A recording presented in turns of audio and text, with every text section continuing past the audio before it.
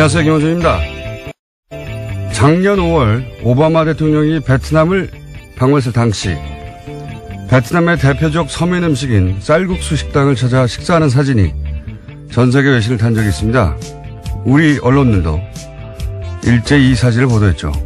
우리 언론들은 베트남 국민과 친밀감 높인 쌀국수 외교, 하노이 시민들 열렬히 환호 같은 해설로 이 사진을 보도했습니다. 대표적인 보수 매체인 TV조선은 소탈한 서민 스킨십에 화해를 담았다며 이 쌀국수 외교를 정말 부럽다고 보도했었습니다. 그런데 외교적으로 정확히 같은 의도를 담은 문재인 대통령의 중국 서민 식당 방문에 대해서는 조선일보 문 대통령이 2끼 연속으로 혼밥을 하고 있다며 리커창 총리가 의식적으로 문 대통령과 식사를 피했을 가능성이 있다고 보도했습니다. 오바마의 서민 식당 방문을 그렇게 칭송하고 부러워하기까지 했던 매체가 문 대통령의 서민 식당 행보를 그렇게 철저히 혼밥 프레임으로 호도하는 걸 보며 그런 생각을 하게 됩니다. 그 긴 세월 보수가 집권해온 것이 그냥 된 게 아니구나. 참 악랄하다. 김원준 생각이었습니다. 네, 이 혼밥 보도 되돌아보면 대단한 겁니다. 이거 제가 보기에. 대단한 게 예를 들어서 리커창 총리 만나자는데 일부러 피했을지 모른다. 조선일보가 이렇게 보도했거든요. 조선일보 측의 독심술 기사인데 제가 분류하는 카테고리에 의하면 북한 관련 뉴스에 자주 등장하거든요. 예.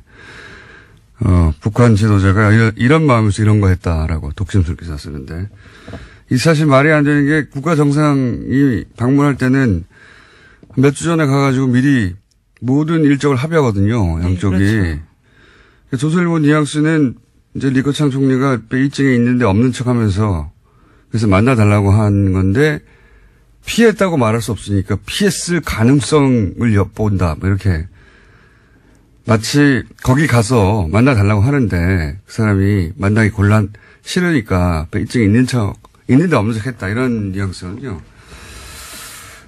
이게 말이 안 되는 게 말했지만 벌써 오래전에 합의한 일정들을 하는 거거든요. 예. 일정, 네. 정상 외교를 모르는 사전 조율을 이렇게 다 철저히 한다는 걸 모르는 이제 일반인들 현역하기 위한. 네, 오늘 아침 동아일보에도 강경화 외교장관 인터뷰를 한 게 있는데요. 서민 식당에서 시간 활용하는 것은 이번 방문의 한 목적이었다라고도 밝혔습니다. 너무 당연한 건데 마치 안 만나주니까 할 수 없이 혼자 밥 먹으러 갔다는 식의 뉘앙스로 보도하는 거잖아요. 이게 이 어떤 호도, 이 왜곡의 효과는 이 방중 외교를 초라하게 만드는 거거든요. 예. 혼밥, 이런 단어들과 함께 그 사진을 보면, 아, 대통령인데도 저희가 가지고 아무도 안 만나주니까 혼자 밥 먹는구나. 이거는 그냥 나온 프레임이 아니에요. 노무현 시기 같은 프레임이거든요. 예. 진짜 악랄한 겁니다, 이거. 네, 해당 베이징 식당에서는 오히려 문재인 대통령 세트가 생겼다라고 하는데요. 온라인에서도 주문 메뉴가 생길 정도라고 합니다. 이 오바마가 쌀국수집 갔다 온 다음에도 거기 명소가 됐거든요. 마찬가지예요, 사실. 오바마 때는 하노이 갔는데 왜 하노이를 갔냐면 클린턴 때 호찌민에 있는 쌀국수집을 갔거든요. 근데 이제 이게 우리로 치면 서울, 평양 정도의 라이벌 의식이 있는 도시라 일부러 하노이 선택한 거고 이것도 물론 당연히 사전에 베트남과 조율이 된 겁니다. 그때 TV조선 뭐 채널A는 전부 다 뭐 칭찬 일색이었어요. 쌀국수 외교라고. 예. 이것도 서민식당 외교라고 당연히 보도했어야 하는데 지금 우리 언론 관점 들으면 오바마도 혼밥이에요, 혼밥. 그때. 국빈 방문했는데 어떻게 밥을 베트남 정부 요인가 안 먹고 혼자 먹냐. 혼밥이야, 꽥꽥 소리 질러야 되는 사안인 거죠. 예. 제가 보기엔 혼밥 프레임은 올해 제가 접한 보수의 프레임 중에 가장 악랄하다. 보수 매체는 왜 이렇게 했을까요? 예. 제가 이 얘기를 좀 길게 하는 이유는 이 프레임 자체를 비판하는 미디어가 없어서 제가 좀 길게 얘기했는데 다른 얘기 뉴스 좀 짚어보고 다시 돌아가겠습니다. 혼밥 얘기는 좀 더 해야 될 것 같아요. 자, 첫 번째 뉴스는 뭡니까? 네, 어제 다스는 누구 겁니까에 대한 이명박 전 대통령의 대답이 나왔습니다. 그건 나한테 물어볼 것은 아니지 않느냐라는 건데요. 사실상 답변을 피한 겁니다. 측근들의 검찰 수사에 대해서는 웃기만 하고 아예 대답을 하지 않았습니다. 이 멘트는 한번 직접 들어보시겠습니다. 국민들이 지금 많이 궁금해하는 부분이 다스는 누구 거냐 이렇게 묻고 있습니다. 이 부분에 한 말씀 부탁드립니다. 그런 라인된 물을 아닌 것 같습니다. 예, 이명박 전 대통령의 전형적인 화법이죠. 예. 나인데 물어볼 건 아닌 것 같습니다. 예, 마치 다른 사람의 일처럼 유체 이탈 화법이라고 제가 오래전에 명명했었는데 여기에 대한 질문의 답은 통상적으로는 내 게 아닙니다. 내 겁니다. 이거거든요. 근데 이 MB 화법의 특징은 그거 왜 나한테 물어봐. 나하고 아무 상관없어. 이렇게 유체 이탈 화법. 이 답을 해야 될 시점이 점점 다가오고 있다고 봅니다. 법적으로. 자, 우리가 처음으로 기자들이 직접 다스는 누구 겁니까? 물어봤습니다. 네, 어제 송년 모임이 있었는데요. 친이계 인사들과 모여서 이 자리에 기자들이 찾아가서 질문을 던진 겁니다. 이명박 전 대통령 이렇게 나한테 물어볼 것은 아니지 한 다음에 그 뒤에 그건 김어준한테 가서 물어보세요. 이렇게 했어야 되는데. 뉴스 공장한테 물어보세요 하든가. 네. 이 자리에는 MB 구속을 외치는 시민들도 함께 했었다라고 합니다. 굉장히 시끄러웠어요. 예. 네. 자, 다음 순요. 네, 지난 8월에 유엔의 박근혜 전 대통령의 옥중 인권 침해를 주장한 단체가 있었는데요. 국제법률 컨설팅 업체 MH그룹 기억하실지 모르겠습니다. 이 그룹의 대표가 어제 한국을 찾았다라고 조선일보가 보도했는데요. 관련해서 인터뷰가 나왔습니다. 호세인이현 대표가 이미 구금 상태로 9개월째 재판을 받고 있는 박근혜 전 대통령의 인권 침해 문제를 공론화하고 법원과 정부 당국이 올바른 행동할 수 있도록 압박하기 위해서 왔다라고 주장하고 있는데요. 하지만 아직까지는 직접 박근혜 전 대통령을 만나거나 소통하지 못하고 있는 상태라고 합니다. 저는 최근 박근혜 전 대통령이 갑자기 이제 법정에도 안 나오고 변호사 접견도 거부하고 이런 표현 수감됐는데 이런 표현을 쓴다는 게 웃긴 일인데 수감 중 칩거에 들어갔죠. 예. 수감 중 칩거에 들어갔는데 그 이유가 이거라고 봅니다. 애초부터. 그렇게 쭉 거부하다가 처음으로 만나는 사람이 저는 이 대표일 거라고 봐요. 예. 네, 이 대표의 주장이 그런 내용이 있습니다. 건강이 악화된 상태여서 재판부가 일시적 석방 또는 보석 처분해야 된다. 이렇게 주장하고 있습니다. 그러니까 이제 전부 다 거부하다가 이 호세인이언 이 사람을 만나서 이 사람이 이제 언론 플레이를 하고, 예. 이거는 헌법재판소에서 왜, 박근혜 전 대통령 측 변호인단이 변호를 안 하고 막 소리 지르고 퍼포먼스 하는 거하고 똑같은 일을 하고 있는 거, 이번에 다만 그 변호사는 이제 영국에 있는 사설 업체를 선정해서 하는 거죠. 이건 인권기관이 아니고 사설 업체입니다. 돈 받고 하는. 큰 신경 쓸 필요가 없습니다. 네, 이건. 다음 뉴스는요? 네, 어제 이재용 삼성전자 부회장의 항소심이 있었습니다. 이 자리에 박근혜 전 대통령의 문고리 3인방 중에 한 명인 안봉근 전 비서관이 증인으로 나왔는데요. 안 전 비서관은 박근혜 전 대통령과 이재용 부회장의 독대가 한 차례 더 있었다라고 증언했습니다. 지금까지 알려진 바는 3차례인데요. 그것보다 좀 더 빠른 2014년 9월 달에 있었다라는 겁니다. 직접 그림까지 그리면서 안가 구조도를 이야기했고요. 명함을 받아서 번호도 저장했다라고 주장했습니다. 이게 왜 중요하냐면 이게 이제 의미를 정확하게 전달해 줘야지 이게 중요한 이유를 알 수 있는 건데 지금까지 삼성의 주장은 처음 만난 게 대구 창조경제혁신센터 개소식에서 네, 2014년 9월 15일입니다. 잠깐 지나가는 정도 만났을 뿐인데 이때 만나서 무슨 정유라 관련해 가지고 승마 지원 약속을 하느냐 이게 변론의 핵심 중 하나였어요. 예. 근데 그 이전에 3일 전에 불과 미리 만났다는 얘기죠. 그러니까 이때 지금 삼성의 변호의 핵심 포인트 중에 하나인 첫 번째 미팅 때는 그런 얘기가 오갈 상황이 아니었다. 아주 짧게 만났다라고 주장하고 있거든요. 지원 시점이 중요한 건 최순실을 언제 알았느냐. 예. 근데 이제 그 관련해서 그 이전에 미리 만나 다 얘기했다. 승마 지원을 1차 만남 때 할 수 있었던 이야기할 수 있던 시간이 없었다고 하는 삼성의 방어 논리가 무너지는 거죠. 예. 그럼 굉장히 중요한 겁니다. 이건. 그래서 그 의미가 있는 거고요. 언제 한 번 더 만났다. 뭐 4번 만나든 5번 만났든 뭐가 중요하냐. 이렇게 생각할 수 있는데 그 의미는 짧게 만나서 승마 지원을 요청할 시간이 없었다를 뒤엎는 거죠. 삼성의 중요한 방어 논리거든요. 그리고 이제 여기에 이제 그 삼성식 변호인단이 명함을 줬다고 하는데 명함에 핸드폰 전화가 없다. 일반적으로 없는 명함을 쓰겠죠. 그런데 지금 핵심 실세를 청와대를 만나러 가서 안가에 갔잖아요. 거기 전화번호 썼겠죠, 미리. 혹은 전화번호가 있는 명함이 따로 있거나. 이건 방어 논리가 안 되는데 어쨌든. 예, 안봉근 전 비서관의 진술이 굉장히 상세합니다. 안 비서관이 안 만났는데 만났다고 해서 얻을 이득이 없잖아요. 예. 근데 삼성은 이로 인해서 잃을 게 굉장히 큽니다. 그런 내용입니다. 예. 그때 그렇게 짧게 만났는데 어떻게 지원을 했단 말인가. 삼성의 방어 논리의 중요한 포인트가 무너지는 거죠. 이렇게 되면. 그래서 한 번 더 만났다를 계속 보도하는 겁니다. 의미가 그거예요. 자, 다음 뉴스는요. 네, 어제 우병우 전 민정수석이 구속 이후에 처음으로 검찰청에 나와서 조사를 받았는데요. 혐의는 거의 부인한다라고 합니다. 그러면서도 국정원 직원들의 주장일 뿐이다라고 사실관계를 부인하거나 박근혜 전 대통령의 지시에 따랐을 뿐이다라고 책임을 회피하고 있다고 합니다. 특히 JTBC에 따르면 우 전 수석은 지난해 6월 과학계 블랙리스트를 작성한 것도 박근혜 전 대통령이 지시였다라고 주장한다고 합니다. 지금 이제 전부 다 이 방향으로 전체적으로 가고 있어요. 박근혜 전 대통령한테 다 미는 방향으로. 실제 판결도, 그런 방향으로 가고 있죠. 예. 박근혜 전 대통령의 중형을 피할 수 없다고 본 것 같아요. 전반적으로. 전략 전체가 그렇게 가고 있는 것 같습니다. 이거는, 여기서의 전략은, 사법부의 전략이나 혹은 검찰의 전략이 아니라 박근혜 전 대통령 측 혹은 그쪽 사이드, 요건 좀 자세히 얘기해야 될 것 같으니까. 이와간 전반적으로는 다 박근혜 전 대통령이 미는 방향으로, 다시 한번 제가 이거는 내일든 모레든, 얘기를 해야 되겠고. 다음 뉴스는 뭡니까?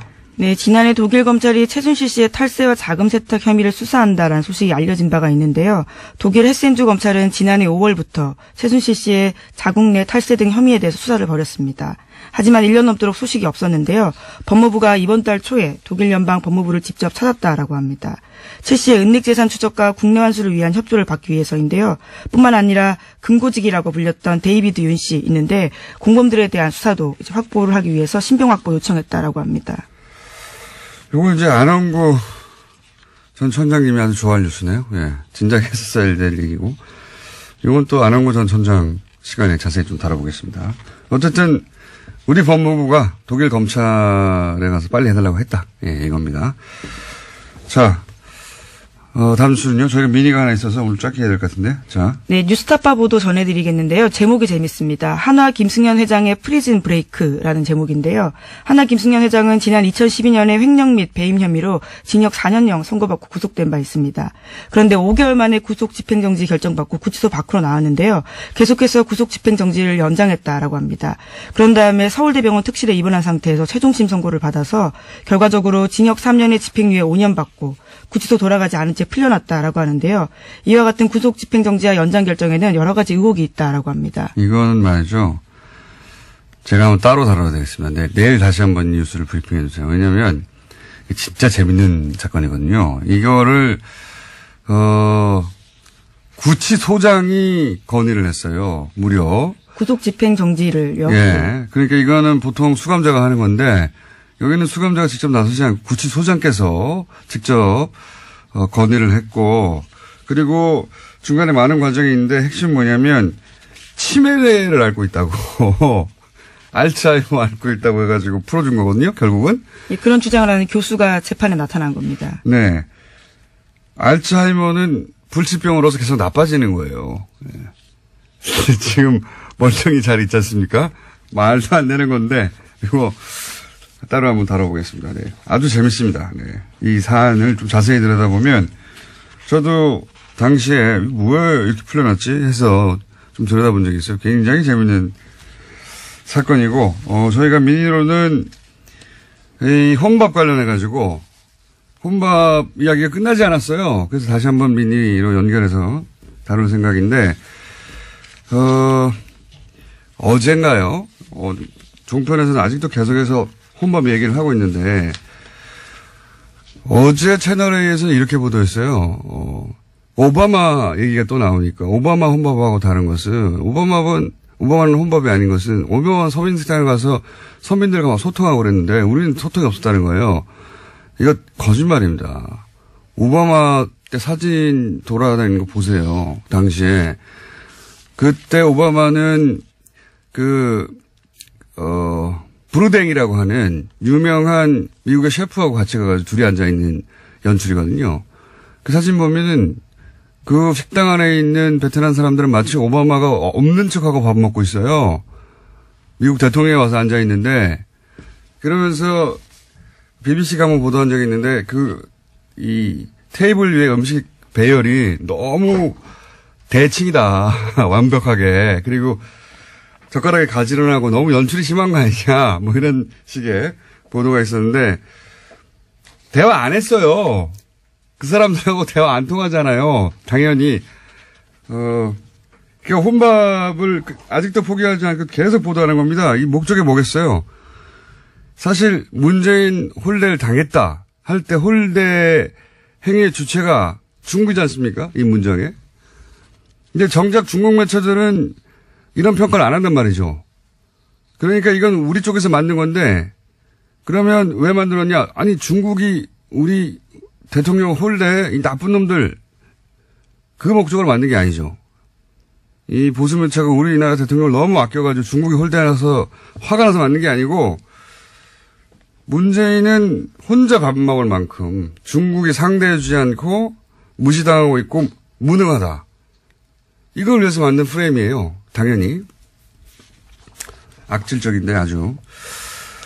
왜 그럴 수밖에 없었냐, 보수 진영에서. 이건 뭐 다시 한번 또 얘기하겠고, 제가 오늘 미니로 준비한 것은 어제 한번 연결했었는데 혼밥 관련해서 따로 제가 한번 물어보려고. 도대체. 왜냐하면 보수 매체 아직도 포기하지 않고 혼밥 얘기하고 있거든요. 그래서 어제 한번 연결했었는데, 요 서민식당 방문 관련해서 중국에서는 어떤 뒷이야기가 나오는지, 중국 반응은 어떤지, 어제 연결했을 때 아주 좋은 반응 있었는데, 중국 베이징의 이재명 통신원 다시 한번 연결해 보겠습니다. 미니로. 안녕하십니까?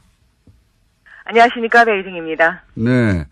요 혼밥 논란도 아니죠. 논란을 만들어낸 건데, 보도가 국내에서는 아직도 끊이지 않아서, 중국 식당 방문 이후 중국에서는 어떤 화제나 기사나 뒷이야기가 있는지 한번 제가 여쭤보려고 합니다.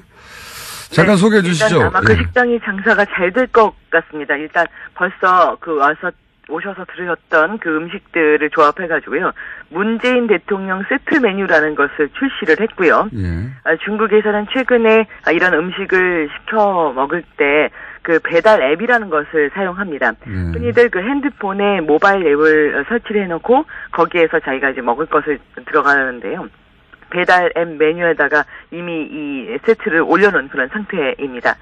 사람들은 일단 배달 앱을 통해서 이미 이미 주문 체험을 해보고 세트 메뉴를 먹는 인증샷이라든지 뭐 이런 것을 올리고, 이런 것이 또 다시 웨이브에 전파돼가지고, 문재인 대통령이 서민적이다, 맛이 있었을까? 느끼하지 않았을까? 뭐 이런 얘기들이 많이 올라와 있는 그런 상태입니다. 뭐 당연히 중국 일반인들은 좋아하겠죠. 예. 그리고 이 관련해서 예를 들어서 중국 언론들이 이것은 대통령이 중국 요인들을 못 만나서 혼자 밥을 먹고 있는 것이다. 이런 식의 프레임이나 이런 보도가 중국 언론이나 중국에서의 반응이 있습니까? 네, 많은 반응이 나오고 있는데, 일단은요, 그러니까 한국에서 이걸 혼밥으로 보도하고 있다는 자체가 아직 많이 여기에 전해지고 있지 않는데, 만약 그거 전해지면 아마 깜짝 놀랄 것 같기는 합니다.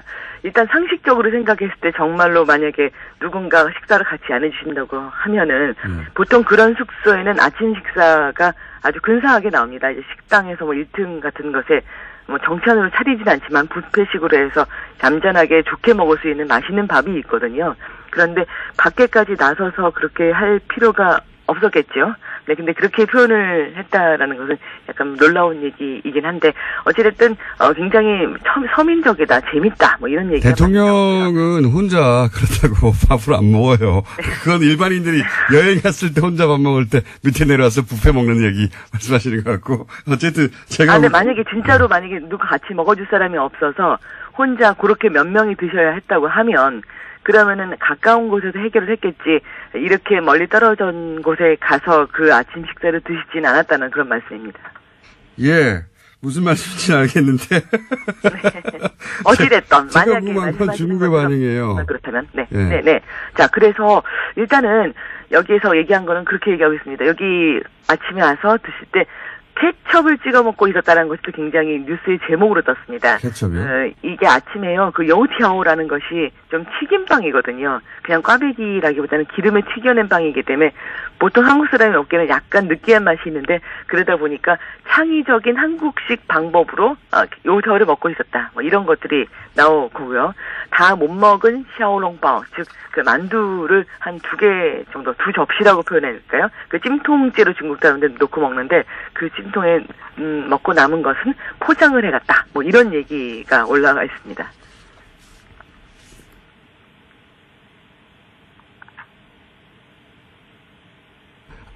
오늘은 제가 다른 버튼을 눌러가지고 제 목소리 못 들으셨죠? 예. 네, 못 들었습니다. 깜짝 놀랐어요. 제가 다른 버튼을 눌러서 죄송합니다. 예. 제가 PD하고 중간중간 얘기를 하는데, 네. 네. 버튼을 거꾸로 눌렀어요, 제가. 네. 제가 궁금한 거는 한마디로 말하면은 네. 우리나라에서는 여전히 혼밥 프레임을 포기 못하고 보수 매체들이 계속 그 주장을 하는데 중국 미디어나 중국 언론의 이 서민식당 반응은 어떠냐? 혹은 중국의, 이 중국인들의 국빈 방문에 대한 반응은 어떠냐? 이겁니다. 네, 좀 구체적으로. 네. 아까 어제 말씀 한번 드렸던 것처럼 굉장히 재미있었다. 이례적이었다. 거기서 왜 먹었을까? 뭐 이런 것들이 있고요. 그리고 그 식당 주인은 같이 사진도 찍었습니다. 뭐 이것이 굉장히 저희도 좋은 식당 가면은 이렇게 재밌는 사진이 있으면 사업이 잘 되지 않습니까? 그래서 같이 사진 찍는 모습 뭐 이런 것들이 올라와 있습니다. 그러다 보니까 뭐 중국인들도 굉장히 관심을 가지고 이렇게 했다라는 거예요. 놀라운 표정, 재밌는 표정 이것이 기본적이라고 할 수 있고요. 우리나라에 정말 그렇게 많은 혼밥에 대한 보도가 나오는 건 이 식사를 여기서 하셨다라는 거를 중국에는 그렇게 엄청나게 보도가 되고 있지도 않습니다. 사실은 그냥 에피소드의 하나이지 이렇게 그 문재인 대통령 방 중에 있어서 마치 한국 언론에서는 제가 봤더니 그것이 가장 중요한 사건인 맞습니다. 것처럼 어디에 갔었고 뭘 했었고 이거는 하나도는 아닙니다만 굉장히 이 혼밥 대비해서 훨씬 덜 나오는 것 대비해서 중국 언론에서는 그냥 이런 일도 있었다. 재밌다. 당연하죠. 예. 그 정도 에피소드인데. 뭐 이런 정도의 정상적인 반응이 나오고 있고 우리나라에는 굉장히 많은 포커싱된 보도들이 나오고 있어서 제가 지금 바로 어떻게 대비해서 말씀드려야 될지가 좀 어렵네요. 예, 중국에서는 당연히 뭐 에피소드 중에 하나 사진 한 장 보도될 일인데 예상을 못하셨겠지만 국내에서 그게 가장 중요한 가장 중요한 상징. 어떠한 것보다도 더 중요한. 예, 뭐 사드 얘기 없어요. 다 이 혼밥 얘기지. 예, 사드가 어떻게 해결됐고 경제 문제가 어떻게 풀렸고 리커창이 더 이상 경제 보복을 하지 않는다고 선언했고 이런 보도는 없고 혼자 밥 먹었다고 보도가 계속 있어서 제가 이제 중국에서 도대체 혼밥을 어떻게 보도하는지 다시 한번 여쭤본 겁니다. 네. 네네. 그렇습니다. 그리고 사실은 가장 좀 놀랍다고 할 수 있는 것은 몇 달 전만 하더라도 한국 식품을 먹는다든지 한국의 드라마를 보는다든지 그것 자체가 예를 들면 중국 젊은이들 사이에서 좀 덜 애국적인 행동을 하는 그런 느낌으로 전해졌었거든요. 그 예를 들어서 그 왕홍들이 굉장히 많아서 한국 식품에 대한 이제 어떤 모델로 많이 활동을 했었는데 왕홍을 섭외해서 우리 식품을 뭐 우리의 그 어떤 뭐 고추장을 뭐 우리의 라면을 홍보해달라라는 것을 부탁하면 왕홍들이 다 거절을 하고 난 그런 감히 못한다. 얼마나 언론의 비난을 받으려고 내가 그런 것을 하느냐 이렇게 해서 거절을 많이 했었고요. 그런데 이제 일부 정말 아주 친하게 오래 했던 그 왕홍한테 그런 부탁을 했을 경우는 많은 사람들이, 다 젊은이들이 올리는 건데, 아직도 한국 식품에 대한 거를 갖다가 이렇게 홍보를 해주고 있는 거야? 이런 감정 섞인 그런 비난의 글이 많이 올라왔습니다. 그런데 이런 상황 속에서 정말 몇 달 지나서 이렇게 문재인 대통령 세트 메뉴가 올라갔다는 사실, 그리고 그 사실이 다시 언론에 이렇게 됐다, 이렇게 되게 특이한 사항으로 보도되고 있다는 사실이 저는 굉장히 격세의 지감을 느끼게 하는 부분입니다. 아마 한국에 계신 분들이 잘 이제 못 느끼고 계실 수 있고, 어찌하면 아마 혹시라도 그 어떤 혼자 드신 거에 대해서 너무 걱정이 돼서도 그렇게 많이 말씀하신 분들도 있을지 모르겠지만, 예, 일단은 그렇습니다. 중국인들은 한국인에 대해서 경제적으로는 우리와 뜨겁고 하지만 정치적으로는 우리에게 거리감을 느끼는 그런 사람들이다라고도 표현을 많이 합니다. 그러니까 쉽게 말하면 그 중국에 수출하는 것 등이라든지 경제 교류하는 것에는 관심이 많지만 안보적이나 뭐 외교적인 사안이 발생하면 언제나 기꺼이 미국의 편에 서는 사람들 이렇게 느끼는 것이 상당히 오랫동안 있었던 막연한 그런 느낌이었는데요. 아직 전화 안 끊어졌죠? 네. 제가 이 이야기가 좀 길어진 것 같아가지고, 예. 그런데 이제, 네, 그래서 이 방중으로 그 분위기가 좀 바뀌었다 이런 얘기인가요? 그렇습니다. 많이, 이렇게 그랬었죠. 그러니까 그렇게 저희의 그러니까 한국인에 대해서 그런 서운함이 있는 면이 있었는데, 그러다가 이제 사드라는 것은 갑자기 자신들한테 어떤 뭔가 전해지지 않은 상태에서 나타났던, 갑작스런, 이런 일이라고 생각을 했고, 그러다 보니까, 예를 들면, 내가 그토록 한국 드라마와 노래에 열광을 했는데 한국인들은 중국에 통보도 없이 어느 날 갑자기 사드를 배치했다라는 어떤 그런 감정이 존재했던 그런 것이죠. 그래서 이번 문재인 대통령이 방중을 놓고서 중국 언론들이 방향성이 어떻게 중점이 되냐면 문 대통령이 중국에게 친밀감 있게 다가가고 있다라는 메시지를 전하고 있다고 저는 느껴집니다. 그래서 그렇게 언론이 얘기를 하면서 이제는 다시 한국과 잘 지낼 시기가 되고 있다라는 그런 신호가 오는 듯한 느낌들. 그래서 저는 이렇게 올라갔다는 자체가 이런 메뉴가 나타났다는 자체가 매우 이채롭다고 생각하고요. 알겠습니다. 네, 오늘은 여기까지 하겠습니다. 안타깝습니다. 네, 제 부족한 부분 다시 한번 연결하기로 하고요. 오늘은 미니라서 네. 여기까지 듣겠습니다. 감사합니다. 네, 감사합니다. 네, 중국 베이징의 이재민 통신원이었습니다. 특설 얘기 준비했습니다. 라디오에서 이렇게 저희가 라이브로 링을 마련하는 건 처음인 것 같습니다. 네. 링입니다, 링. 예. 소개드리겠습니다. 현직 경기도지사 남경필 지사 나오셨습니다. 안녕하십니까? 디펜딩 챔피언 남경필. 디펜딩 챔피언. 현직 훨씬 작은 성남시의 시장 이재명 시장님 나오셨습니다. 네, 반갑습니다. 이재명입니다. 예. 오늘 이건 잠정입니다. 예, 왜냐하면 아직 후보로 각자 결정이 안 되셨기 때문에, 예, 잠정 타이틀 매치. 예. 경기도지사, 디펜딩 챔피언, 한쪽에 도전자. 두 분을 저희가 모시고, 오늘 2부, 3부 이어서 생방송으로. 게다가, TBS 페이스북. 네. 유튜브에서 지금 라이브로, 방송이 되고 있습니다. 유튜브로 보신 분들은 보실 수 있고, 페이스북에서 또 이 두 분의 얼굴을 보실 수 있습니다. 직접. 오늘 규칙은 말이죠. 예, 이 공평하게 하기 위해서 한 번 답하고 한 번 질문하고 한 번 질문하고 한 번 답하고 로 하면 재미가 없잖아요. 딴 데서 다 그렇게 하는데 저희는 그런 거 없고. 일종의 개싸움 시키겠다 그런 취지 같아요. 그렇죠. 그럴 수는 없잖아요. 근데. 막싸움. 예. UFC. 여기 다 철망에 쳐져 있어요. 네. 네. 도망갈 데도 없고, 규칙도 없고.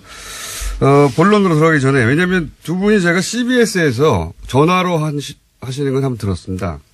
네. 전화 연결해서 하셨더라고요. 네. 근데 이제 전화 연결이다 보니 그랬겠지만, 한 번 하고 한 번 발언 기회 주고 이렇게 진행했는데, 오늘은 그런 게 전혀 없고, 그리고 CBS에서는, 정책만 가지고 두 분이 점잖게 얘기를 하셔가지고, 나는 저렇게 하면 안 되겠다. 자, 첫 번째 질문은 두 분 공통에게 드리는 건데, 누구든 먼저 답하셔도 됩니다. 이 하셔야 되고, 남 하셔도 되고. 네. 닷은 누구 겁니까? 개거. 지거.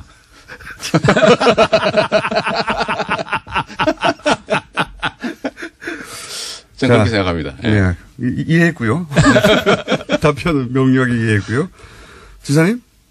뭐 누구 건지 별 상관이 있겠어요? 크죠. 상관은. 밝혀지겠죠. 네, 거기까지입니까? 네. 네. 쥐구멍이 언젠가는 볕이 들겠죠. 자, 개거와 누구 건지 상관이 없다. 상관이 있지 않습니까, 사실은. 밝혀지겠죠. 네. 누구 걸로 밝혀질 것으로 추정하고 계십니까? 글쎄요. 개거라니까. 자, 그 다음에, 최근 가장 핫한 이슈입니다. 문재인 방중. 예. 홀데이인가 아닌가, 혼밥인가 아닌가. 네. 막 몇 가지 프레임 부딪혔잖아요. 예. 요거 먼저 하시겠습니까? 뭐 상관없죠. 저는 주로 야당과 이제 보수 언론이 그런 문제 지적하잖아요. 근데 제가 보면 그 옆집하고 싸움해가지고 관계 다 틀어지게 해놓고 그러니까 옆집이 화가 나가지고 애들 학교 가는 거 자꾸 때리고 막 길 막고 하는데 이제 그거 해보려고 새로운 가장이 옆집하고 타협하러 갔는데 말이에요. 그렇게 만든 사람들이 왜 옆집 가가지고 기분 나쁘게 가가지고 말이지. 에? 저쪽이 잘 대해주지도 않는데 이런 소리 하는 거 똑같아요. 네, 혼자 밥 먹고 왔냐. 그러죠. 근데 국제관계라고 하는 게 망가진 제일 큰 이유가 사실은 이명박 박근혜 정권의 그 엉터리 외교 정책 때문이잖아요. 한중 관계 나빠진 것도 그것 때문이거든요. 근데 이게 순식간에 그냥 우호적 관계로 확 전환되지 않습니다. 근데 그 해결하러 가가지고 하여튼 고생하고 있는 사람 또 국가를 대표하는 사람 뒤에다 대고 집에서 욕하는 것도 아니고 옆집에 외국에 나가가지고 일본 흉보고 네. 이거 콩가루 집안이라는 걸 대회에 천명하는 거랑 마찬가지거든요. 그래서 제가 홍 대표님한테 그랬죠.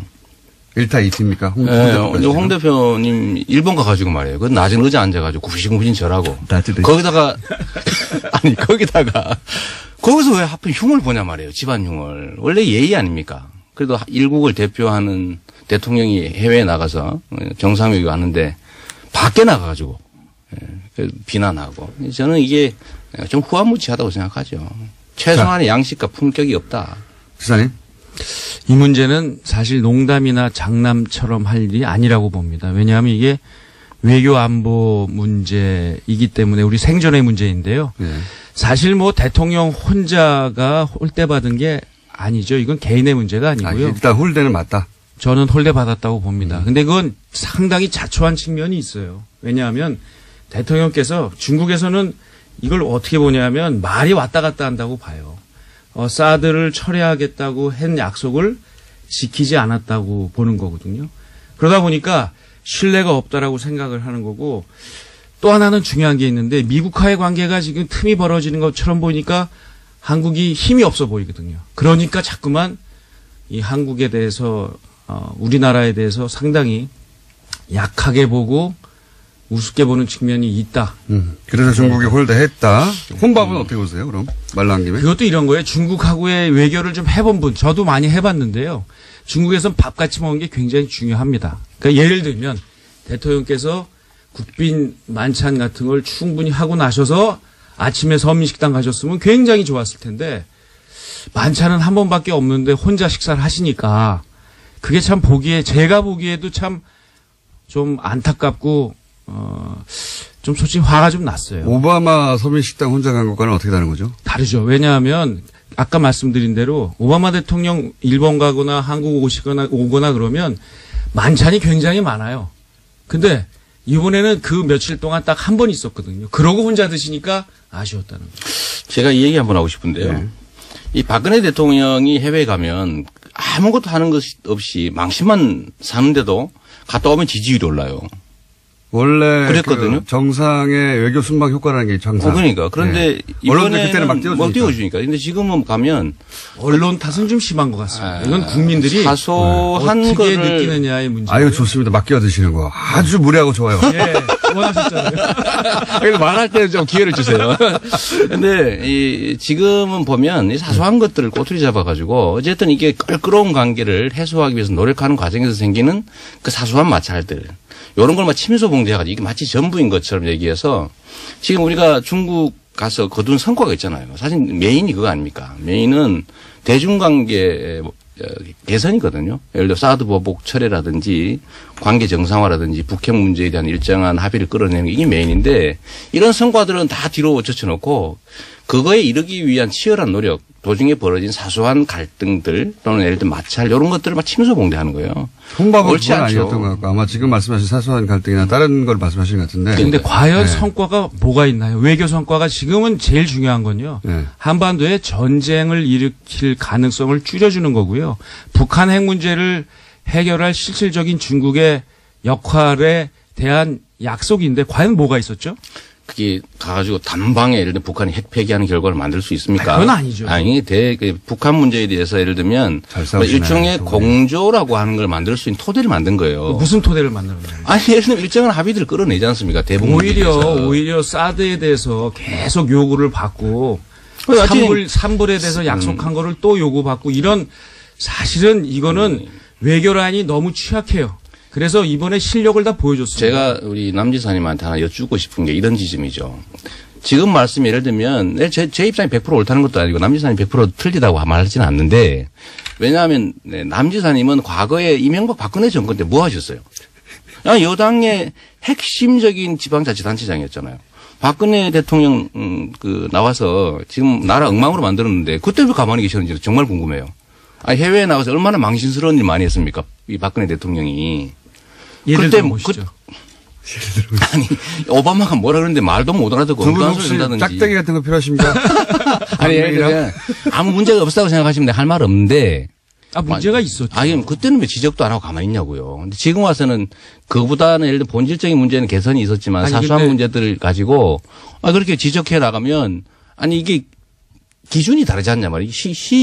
시기에 따라서 입장이 다른 건 문제예요. 그럼 우리 시장님께서는 이번에 문재인 대통령 하시는 건 또 다 칭찬하시더라고요.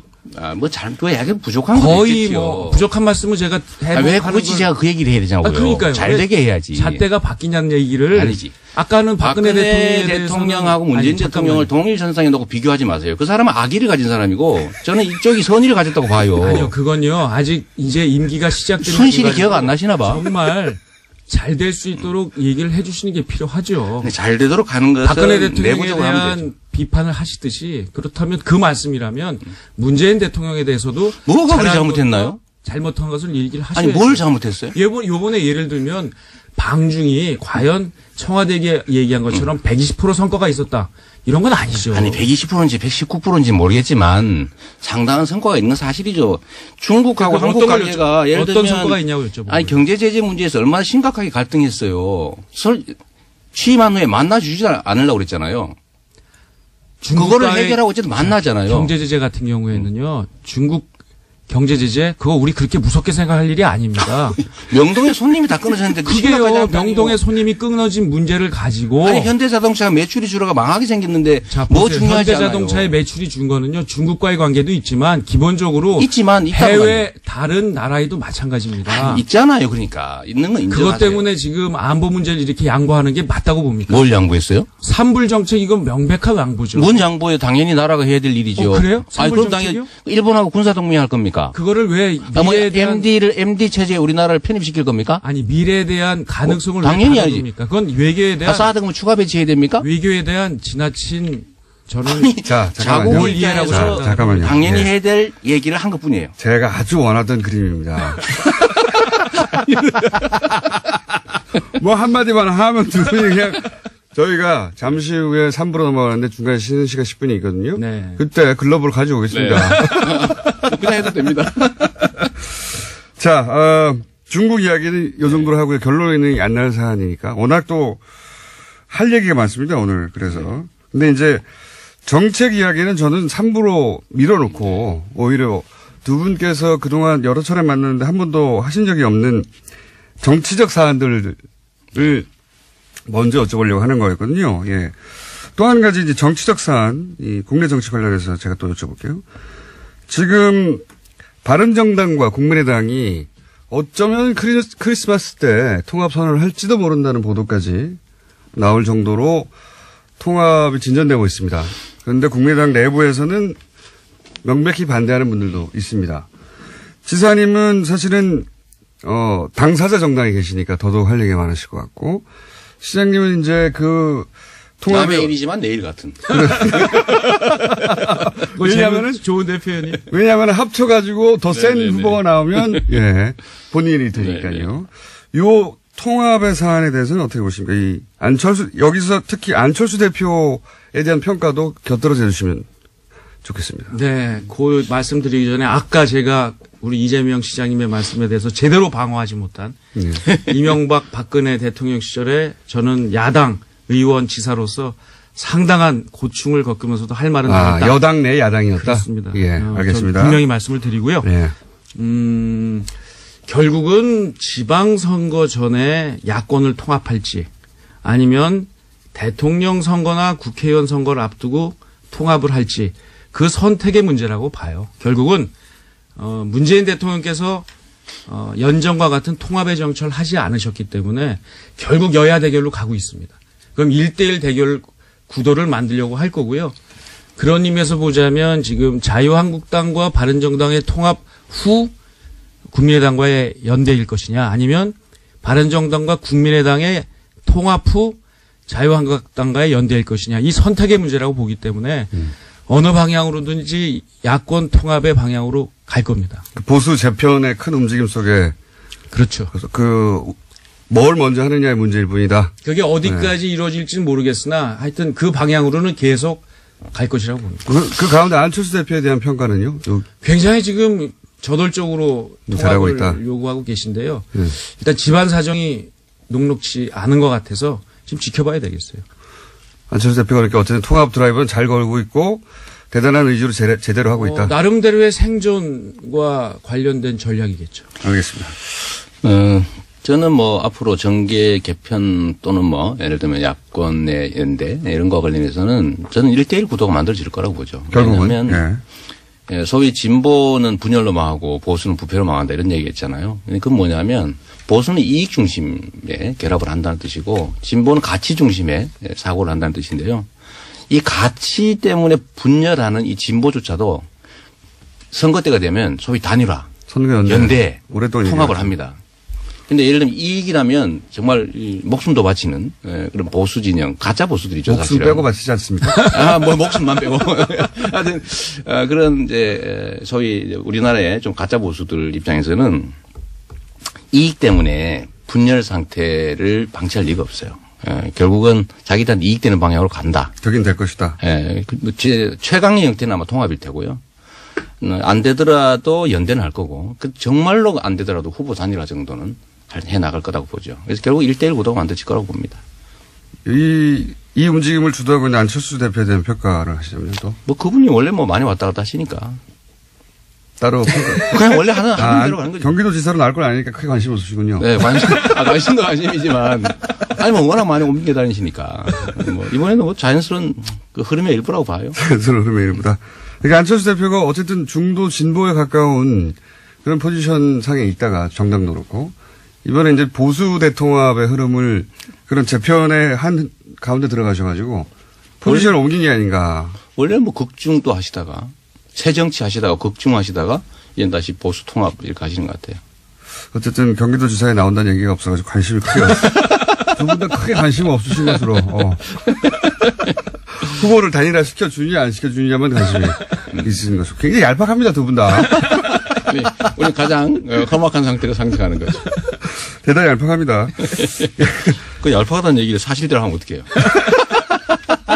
제가 두 분을 이렇게 오랫동안 알아봤지만 두 분이 얄팍하긴 합니다. 설마 김효준 공장장보다 얄팍하려고? 저는 체중이라도 많이 나가죠. 네, 자, 네. 벌써 거의 시간이 다 됐는데, 자, 2부는 저희가 이제 미리 말씀드리면 청년 정책, 이걸로 많이 싸우셨죠. 네. 버스 준공영제, 이걸로도 언론에서 몇 번 부딪히셨고, 그 다음에 이제 주로 또 한 번 제가 두 분의. 그 얘기도 있죠, 이 적폐청산이나 그렇죠. 두 분의 파이팅을, 볼 주제는 적폐청산. 크게 세 가지 정도가 남아 있습니다. 예. 반응이 굉장히 폭발적이고요. 예. 이재명 잘한다. 또 있고, 꾸질꾸질 이재명도 있고. 아니, 누가 그런 식으로. 양경필 잘한다도 있고요. 예. 우리 갱필이도 있고, 예. 우리 갱필이. 예. 또 가족들 많이 동원하셨네. 자, 페이스북, 유튜브 검색하시고요. 저희 잠시 쉬었다가 3부에서, 2라운드 진행하니까 대기해 주십시오. 네. 양경필, 이재명, 지사, 시장 두 분과 함께하고 있습니다. 저는 듣고 싶지 않고요. 그리고 제가 2부 진행해보고 결론 내린 건데 규칙을 약간 추가하겠습니다. 삿대질 가능하고요. 멱살잡이까지는. 삿대질 가능하고 앞에 있는 종이 던지는 것도 가능합니다. 자, 3부에서는 예, 우선 다른 얘기 전에 정책 얘기 두 가지 정도 두 분이 다른 미디어를 통해서도 부딪혔던 정책 이야기 두 가지를 하고 또 정책 사안으로 넘어가 보겠습니다. 우선 이제 청년 정책 때문에 두 분이 가장 먼저 부딪히셨는데 지사님이 내놓은 청년 정책으로 저희도 한번 다룬 적이 있는데 두 분이 부딪혔어요. 우선 지사님의 청년 정책을 직접 지사님부터 들어보겠습니다. 일단 이재명 시장님한테 감사를 드려요. 일단 제 정책에 관심을 갖고 비판을 해 주셔서 많은 분들이 알게 됐고요. 사실 깜짝 놀랐습니다. 왜냐하면 저를 포퓰리즘으로 이 시장님이 공격하실 줄은 잘 몰랐는데요. 쉽게 얘기하면 힘든 청년들과 힘든 중소기업을 지원을 해서 청년들에게는 상당한 정도의 자산 형성과 수익을 보장하자. 최대 1억까지. 그렇습니다. 예. 그리고 중소기업에게는 지금 일자리가 비어 있어서 걱정인데 아주 좋은 청년들이 중소기업으로 올 수 있게 하자. 그래서 일자리 정책이자 복지 정책을 내놓은 겁니다. 자, 여기 대해서. 저는 우리 청년들이 어려우니까 청년을 위한 복지 정책 필요하다고 보고요. 예를 들면 기업 지원 정책도 필요하죠. 그런데, 세부적인 정책이 있어서 예를 들면 지사께서 하시고 계신 그 복지 포인트 120만 원 정도 지급하는 거라든지 약 1,000만 원 정도 이렇게 목돈 만들도록 지원하는 거 무조건 좋다고 생각해요. 근데 그것까지는 좋은데 1억만 들어주는 거 이게 문제입니다. 이거는 한 4가지 정도의 문제가 있는데요. 첫째로 정책이라고 하는 것은 기본이죠. 행정학과에 나오는 정책은 지속성이 있어야 돼요. 한 번 하고 끝나는 건 정책이라고 하기 어렵죠. 두 번째는 복지 정책이라고 하면 금액이 적절해야 돼요. 너무 과하면 안 되죠. 왜냐하면 세금으로 주는 거니까. 세 번째는 대상자가 어느 정도는 있어야 됩니다. 적정 비율이 필요하죠. 예를 들면 우리 보통 복지 정책을 70% 할 거냐 전부 할 거냐 이런 논쟁을 하지. 예를 들면 경기도 청년이 300만 명 가까이 200만 명 가까이 되는데 그중에 내년에 10,000명만 뽑아서 이 10,000명이면은 0.3% 정도 되거든요. 무엇의 0.3%입니까? 대상자 이 청년. 저게 저는 잘못했다는 잠깐만. 거죠. 제가 말씀 마저 좀 드리면 나중에. 그러니까 어쨌든 룰이 없던데. 아니 그렇죠. 첫 번째 매트까지는 188만 명에 해당되는 사람 중에서 중소기업에 다닌 사람 중에서 얼마 이하 되는 사람 중에서 이렇게 선발하잖아요. 여하튼 잠재적으로 가능한 건 200만에 가깝죠. 청년. 그럼 청년이잖아요, 사실은. 그런데 10,000명을 하면 이 0.3%밖에 안 돼요. 그리고 금액이 너무 많아요. 도민들이 부담해야 될 세금이 1인당 3,600만 원인데 최대치. 너무 많죠. 그걸 1억 만들어준다는 거니까. 10년인 건 알고 계시죠? 물론 10년 동안. 세 번째는 뭐냐면 내년에 한 번 한다는 거예요. 내년에 한 번을 하는데 도민들이 3,600억을 10년 동안 부담해야 됩니다. 그 10,000명을 위해서. 자, 여기서. 네. 그게 문제라는 거죠. 예, 내년에 한 번 한다는 것은 이게 제가 혹시 재선에 당선이 되면 이것은 연속적으로 할 겁니다. 매년 10,000명씩. 한 2, 3년 정도 더 할 생각, 2-3차례 정도 더 할 생각을 갖고 있고요. 왜냐하면 청년 정책과 중소기업 정책은 지금 굉장히 어려운 상황이기 때문에 비상하게 하는 거고요. 그다음에 이게 수혜자를 그렇게 뽑으시면 안 돼요. 저희는 이게 중소기업에서 일하는 청년들 약 84만 명을 대상으로 하는 겁니다. 그러니까 10,000명은 약 1%고요. 마이스터 통장은 2%, 복지 포인트 12%에서 전체 약 15.5%의 청년들이 대상이 되는 거죠. 하나만 뽑아서 요게 0.3%다 이렇게 하시는 거는 이게 왜곡입니다. 특히 시장님께서 혹시 도지사 당선되시면 지금 청년 배당하시는데 이거 아까 얘기하신 200만 명한테 다 해주실 겁니까? 한계 연령하면 1,000억 정도면 됩니다. 한계 연령만 왜 하죠? 아니 예산이 그러니까요. 아니 예산이 그러시면 그 얘기는 똑같이 로또가 되는 거죠. 그러니까 이렇게 잠깐만요. 그 말씀 끊지 마시고요. 대상을 수입과 재산 정도와 상관없이 그냥 이렇게 모든 분들에게 보편적 복지를 주는 것은 상당히 위험합니다. 오히려 생산성을 높이고 일자리를 높이는 이런 정책에 예산을 집중적으로 투여해서 특히 소득이 어렵고 어려운 중소기업에서 일하는 분들에게 도와주는 것. 이것을 사행성 포퓰리즘이라고 얘기하시는 거는 저는 조금 이건 과하시고 정치 공세다라는 생각이 듭니다. 일단은요, 이제 논점을 좀 명확하게 해서 저는 다른 청년 정책 좋다. 그 중에서도 마이스터, 뭐 예를 들면 복지 포인트 이런 것도 마이스터 통장 좋다. 근데 1억 만들어주는 건 너무 지나치다. 이 얘기를 한 거거든요. 그러니까 예를 들면 제가. 그게 지나치다는 게. 잠깐만요. 좀 말씀 좀 드리게. 아주 좋아요. 예. 아니, 아니, 짬뽕에 서로 팔이 들었다. 뭐 이런 얘기 하니까 왜 짜장면 맛있는데 왜 그런 소리 하냐. 중국집 너 싫어하냐. 이런 식의 얘기인데요. 그렇게 하지 말고. 경기도는요. 연금 얘기를 하자니까요. 아주 다양한 음식을 하는. 그러니까 음식점이에요. 앞으로 두세 번을 더 하시겠다는데 10,000명을 한 번 뽑으면 10년 동안 3,600억을 부담해야 됩니다. 그렇습니다. 그럼 두 번 하면요. 1년에 360억이죠. 아니, 1년, 여하튼 간에. 여하튼 간이 아니라 그게 정확한 통계예요. 그러니까 한 번 10,000명을 뽑는 1년의 정책으로 여하튼 돈은 10년 동안 3,600억을 부담해야 돼요. 그렇습니다. 예를 들면 또 두 번, 세 번을 더 하면 이거 합치면요. 1조 원이 넘습니다. 1년에 약 1,000억 정도 들죠. 그 1,000억 정도 드는 것으로 청년들에게 제대로 된 자산 형성을 해주는 그것도 10년 동안 그냥 하는 게 아니라 본인들이 일을 해야 돼요. 아니, 왜? 본인들이 적응을 해야 됩니다. 아니, 왜? 이게 잘못됐다고 하면 우리 대한민국이 청년들한테 자산 형성 10년 일하는데 1억도 못 해주는 우리 선배들 기성세대들이 이런 거 좀 부담해주고 책임져 줘야죠. 시장님 말싸움하는 것도 아니고 저도 말씀을 좀 드릴게요. 만약에 한 번, 두 번, 세 번 해서 1조 원을 부담하기로 했는데 그리고 중단하면 그 다음에 10년 동안 다음 세대의 청년들은 10년 전에 뽑아놓은 지사님의 청년 2, 3만 명 때문에 1조 원의 부담을 10년 동안 해야 됩니다. 왜 그래야 되죠? 그 청년들은 죄 지었습니까? 거기서 생기는 이득을 생각해 보세요. 무슨 이득이 있어요? 자, 보세요. 중소기업이 지금 경기도에 약 20만 개의 일자리가 비어 있습니다. 그거 내년에 최저임금 올라가면 더 일자리가 더 많이 비어요. 좀 단편만 보지 마시고요. 큰 그림으로 대한민국 전체의 경제의 영향 이런 것들 그리고 이것은 단순히 그 복지 정책이 아니라요. 큰 그림의 저출산 정책입니다.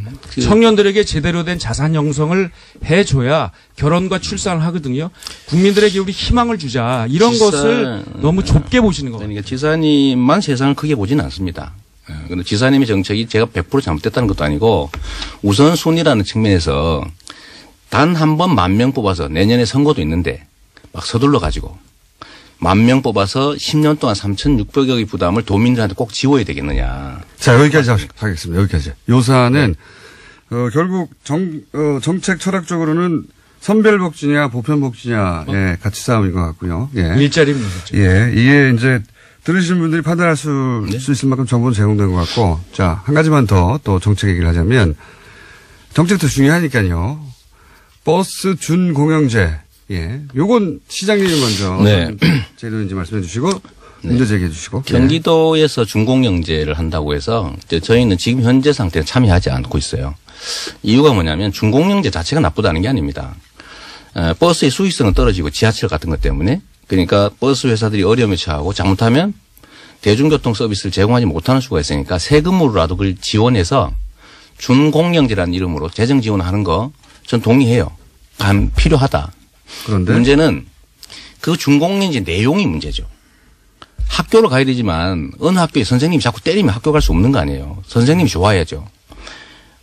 예를 들면 시민 세금들이 예를 들면 시내버스까지 할 경우에 지금 6,000억이 들 수 있다고 지금 경기도가 발표를 했어요. 저는 이것도 과소 숫자라고 보지만 6,000억이라고 치더라도 이 6,000억을 지원하는 전제 조건이 공적 부담을 하니까 그에 따라서 버스 업체들이 그에 상응하는 책임을 져라.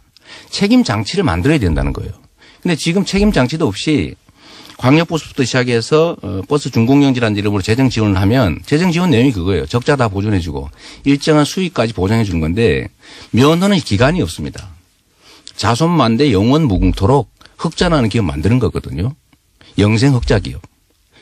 영생. 아니 만약 이렇게 하면 버스 회사들이 면허를 가지고 있다는 이유로 왜 시민들이 영원 무궁토록 이익 보도록 해줘야 되냐. 그럼 어떤 문제가 생기냐면 버스 회사들은요 방만 경영을 하게 됩니다. 예를 들면 뭐 자녀들도 임원 만들어가지고 월급도 한 2, 3억씩 주고 이런 일이 실제 벌어지고 있거든요. 광역시에서 하고 있는데 그래서 여기에 대한 보완 장치로 경영 투명성을 확보하기 위한 장치가 일단 필요하고 두 번째로는 거기서 생기는 이익들을 합리적으로 배분하는 것 장치도 필요하고 세 번째로는 버스 노선 면허는 기본적으로 국민의 것인데 경쟁을 할 수 있게 해줘야 되잖아요. 너는 이 버스 면허 가지고 돈 대주니까 너는 5년 운영해 또는 10년 운영해. 그리고 다른 사람한테 기회를 주자. 아니면 입찰이라도 하자. 너 얼마 낼래? 우리가 얼마 부담하면 돼. 나는 이런 경쟁 시스템을 도입하려면 면허를 환수해야 되거든요. 근데 지금 그 대책이 없어요. 자, 그냥 대주는 거예요. 네. 그래서 이런 보완 장치를 하지 않는 엉터리 준공영제 말고 제대로 된 준공영제 하자라는 겁니다. 취지는 공감하는데 버스에서 공적 책임을 담보할 장치를 만들어라. 네. 이건데요. 근데 저 말씀은 하지 말자는 얘기하고 똑같아요. 저희가 이거 3년 준비를 했는데요. 아까 말씀하신 대로 선생님이 일부 선생님이 때린다. 저 말씀은 선생님이 때리니까 일부 선생님이 학교를 없애자는 얘기하고 똑같아요. 그때 단다니까 선생을 바꾸면 된다니까. 선생의 문제를 보완해 가면서 가야 되죠. 이 내용이 문제라고 하시는데요. 저는 일단 경기도 전체에서 약 5천억, 6천억 편찬이 있습니다만 이게 하루에 매일 약 250만 명의 경기도민들이 버스, 지하철 이용을 하고 있어요. 이분들의 안전 문제입니다. 이 안전 문제 세월호 참사 겪어보시고 지난번 졸음운전 겪어보셨는데 이 안전 문제를 그냥 방치하자. 저는 이 말에 동의할 수가 없고요. 자, 지금 시장님 말씀은 세 부류를 지금 세 그룹을 사실은 굉장히 폄하하는 겁니다. 첫 번째, 이미 시행하고 있는 박원순 시장님 같은 서울시, 광주시 이미 시행하고 있어요. 똑같은 제도로. 두 번째, 경기도 의회가 이것은 조례로 통과시켰습니다. 세 번째, 그리고 3분의 2가 여기에 대해서 동의를 해주셨어요. 또 하나는 뭐냐? 같은 민주당의 전해철 도당위원장도 여기에 대해서는 우리 당론이다라고 얘기를 했습니다.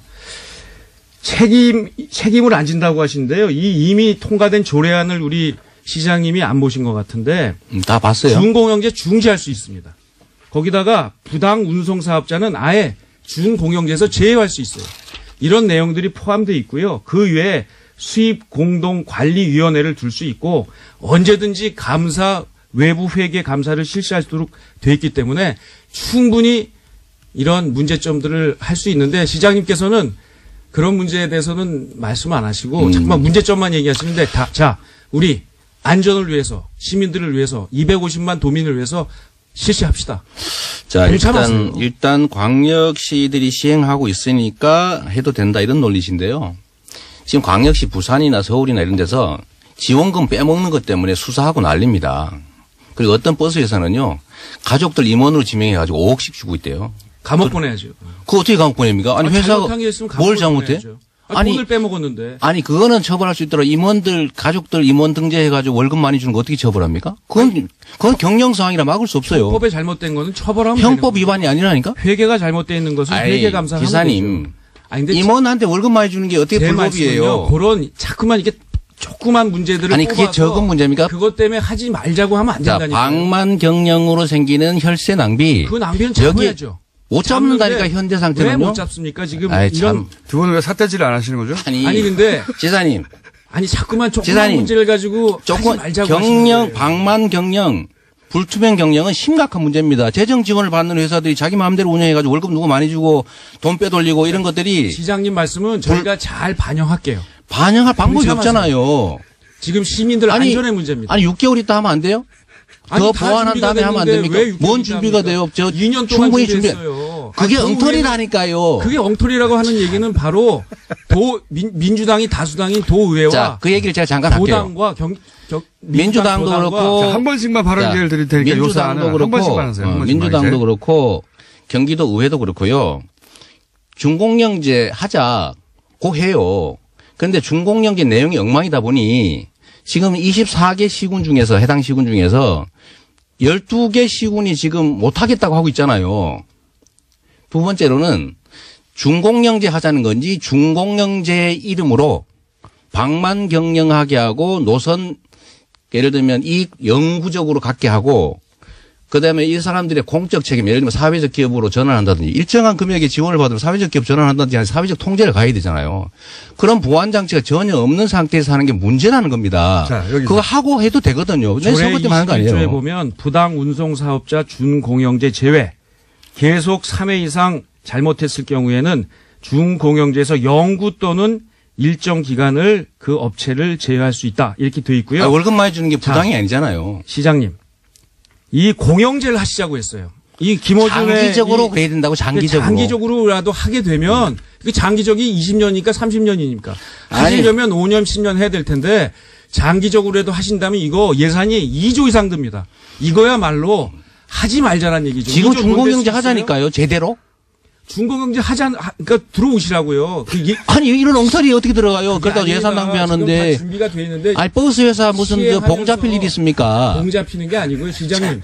아니 재정을 무한대로 투입하고 버스 회사는 책임도 안 지고 자손만대 영원히 이익 내는 회사 만들어 주는 게 그게 나쁜 짓이지요. 250만 경기도민을 위해서 약 1년에 경기도 전체, 경기도는 2,500억, 전체 하면 5,000억 정도를 써야 된다고 생각하고 충분히 쓸 여력이 있습니다. 자, 제가 요 얘기 잠깐 할게요.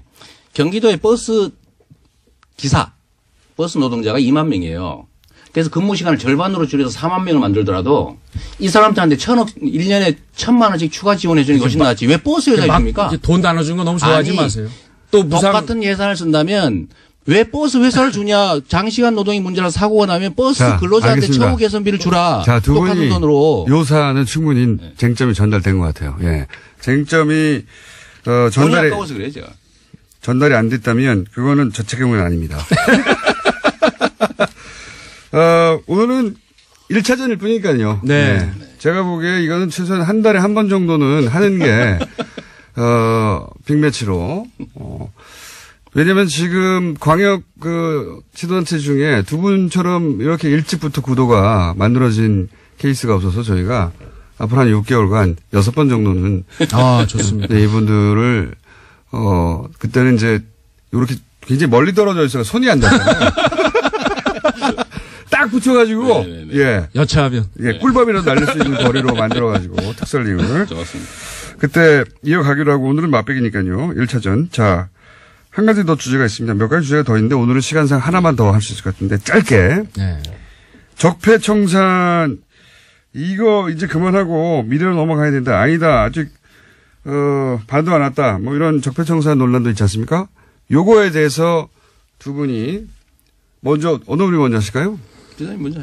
네, 제가 하겠습니다. 네. 적폐청산하는 절차 계속 해야 됩니다. 그러나 뭐 예를 들면 다스 소유주가 누구 거냐 이런 거 뭐 밝히자는 거 좋아요. 좋습니다만 정치인들이 나서서 이런 얘기 하지 말라는 겁니다. 뭐 추미애 당대표가 나서서 말씀하시고 어제는 안민석 의원이 어제 뉴스에 나가서 자 MB 아마 구정 전에는 포토란에 설 겁니다. 이렇게 얘기하는 것이 바로 정치 공세와 정치 보복으로 보인다는 거니까요. 그냥 수사기관이 잘 하도록 맡겨놨으면 좋겠습니다. 그 역사적으로 보면 나라가 망하는 제일 큰 이유는요. 소수 기득권 권력자들이 부패입니다. 그것 때문에 엄청난 불평등이 생기고 그 격차 때문에 그 사회가 예를 들면 혼란에 빠지고 예를 들면 다수가 기회를 잃어서 좌절하죠. 그래서 결국 나라가 망하는데 적폐청산 지금 하고 있는 죄 지은 자를 찾아서 처벌하는 거 그냥 원래 일상적인 국가의 의무예요. 그걸 왜 시한을 정합니까? 그리고 특히 그 죄를 지은 자들이 한때 권력을 가졌던 정치 집단에 속해 있다는 이유로 그 특례 인정하면 안 되거든요. 그냥 끊임없이 해야 돼요. 그리고 그거를 예를 들면 왜 옆에서 처벌하라고 말을 했냐. 누가 말을 했냐. 왜 문제 삼습니까? 그건 죄를 지은 거 처벌하는 거는요. 망구의 진리입니다. 그 얘기를 왜 당대표가 하면 안 됩니까? 죄 지은 사람 처벌하라고? 해야죠. 저는 어제 남지사님이 정치인이 나서면 안 된다라고 하는 얘기 자체가 일종의 물타기라고 보는 거죠. 예를 들면 전에 그 말씀 하시잖아요. 저는 물 안 문재인 정부가 적폐청산이 아니라 정치 보복의 길로 가고 있다. 잘 타시고요, 방금. 이 말씀 하셨는데 이 정치 보복의 길로 간다는 얘기를 하셨잖아요. 네. 아니 국가 경영을 문재인 정부와 문재인 정부를 이루고 있는 주요 정치인들이 하니까 정부가 없는 죄 만들었어요. 있는 죄 찾아서 처벌하는 거는 의무라니까. 의무. 없는 죄라고 그랬나요? 아니 그러니까 아니 있는 죄 찾아서 처벌하라는 거는 구속을 해라라고 모두가 지시를 하는 것처럼 보이니까 그렇죠. 아니, 지시하면 어때요? 죄진 사람 처벌하는 거? 안 되지. 아니, 법률가가 그렇게 말씀하시면 안 되지. 잘못한 거를 혼내야 된다. 잘하면 칭찬해야 된다는 그냥 상식이에요. 이걸 가지고 왜 네가 말했냐? 왜 그런 식으로 말했냐? 왜 지금 하냐? 왜 이렇게 세게 하냐? 이렇게 얘기하는 것 자체가 다 적폐를 옹호하려는 적폐 세력들의 행태다. 정치인들 다물라. 이게 제 얘기입니다. 왜 다물어요? 잘못된 거 처벌해라. MB 구속해라. 저도 맨날 하는 얘기인데요. 왜 잘못됐어요. 하지 마세요. 지사님 저는 해도 되죠? 하셔도 돼요. 언론인은 더 하면 안 되지. 언론인은 해야죠. 언론인은 더 하면 안 되지. 그런 돌리면. 유력 정치인들이 지금 권력을 잡으셨어요. 제가 이거 충고드리는 겁니다. 아까 말씀하신 대로 저희가 지난 정부에서 이런 역할을 제대로 못한 자성이 있어요. 잘못된 거는 잘못됐다고 얘기도 하셔야 되고요. 우리 이재명 시장님, 문재인 대통령 다 잘하는 거 아니에요. 잘못된 거는 잘못된다고 지적을 하셔야 이 정부가 망하지 않고 잘 될 수가 있습니다. 열심히 잘하려고 하다가 생기는 사소한 마찰하고 악의적 의도를 가지고 순실이 같은 사람한테 맡겨놓고 엉망진창으로 하는 건 다른 거죠. 내부에서 이런 비판의 목소리를 내주시는 게 그 권력을 굉장히 정의롭게 만들고요. 계속 지속적으로 만드는 겁니다. 시장님처럼 무조건 칭송하고 무조건 잘했다. 당장은 지지자들이 많으니까 박수 칠수 모르지만 무조건이 아니라 충분히 그럴만해요. 도움이 안 됩니다. 지금 6개월밖에 안 됐는데 뭘 그리 비평할 게 많습니까? 준비하고 있는데. 잘못한 거는 잘못했다고 그래요. 뭘 잘못했어요? 아까 말씀드린 이 외교 문제 같은 거는 정말 이 외교 안보 라인은 지금 제가 볼 때 너무 허약해요. 그 전에 몰라요. 아니 이명박 박근혜 정부가 소위 자주적 균형 외교는 커녕 그냥 널뛰기 편향 외교하다 이 모양 만들었는데 그 얘기는 왜 안 하셨어요? 왜 얘기를 안 해요? 외교 잘못됐고 예를 들면 국정 운영 잘못됐다는 얘기를 하죠. 제가 한 얘기들을 한번 찾아보세요. 아니 지금처럼 하지 않으셨다고요. 얼마나 박근혜 지키기 위해서 출마한다면서요. 그거는 선거 때 했던 얘기인데 그때 좀 쑥스럽게 하지 마십시오. 내가 좀 실수했다고 얘기했잖아요. 아니 물고 늘어지는 거 아닙니다. 네, 알았어요. 알았는데 지금 우리 사회의 제일 큰 과제는요. MB를 정점으로 한 부정한 권력의 불법 행위들입니다. 이걸 청산하지 않으면 우리 사회 한 발도 못 나가요.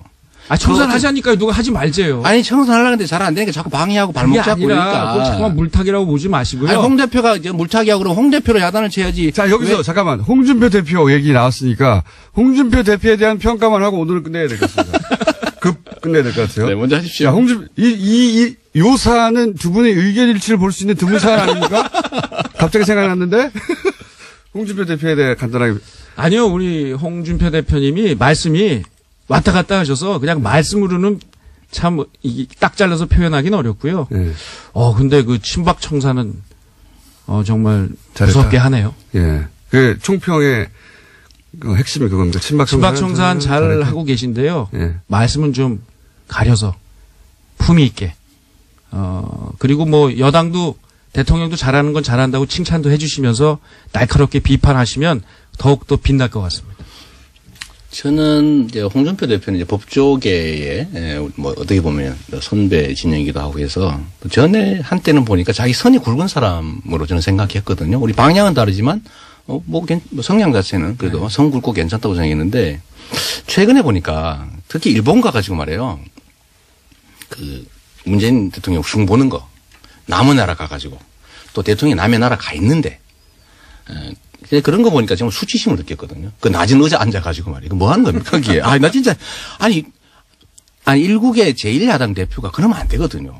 그거 진짜 자기 이익 때문에 집안 망신시키고 그냥 온 동네에다가 정말 말을 못 하겠는데. 근데 대통령 특사도 가셔서 그 의자 똑같이 앉아 있었어요. 참 일본이 그런 짓을 잘해요. 저는 이게 좀 정치인으로서의 최소한의 품격과 자질을 못 갖고 있다. 저는 정치 그만하셨으면 좋겠어요. 창피해서 그래요. 진짜.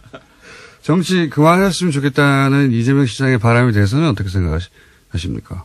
정치 하시는 분한테 그건 내심, 그러니까. 국민들의 선택이죠. 저도 국민이라서 좀 안 했으면 좋겠어요. 창피해서 그래요, 창피해서. 뭐 저는 국내에서 무슨 주장해도 상관없는데 입장이 다르니 그럴 수 있죠. 해외에 나가가지고.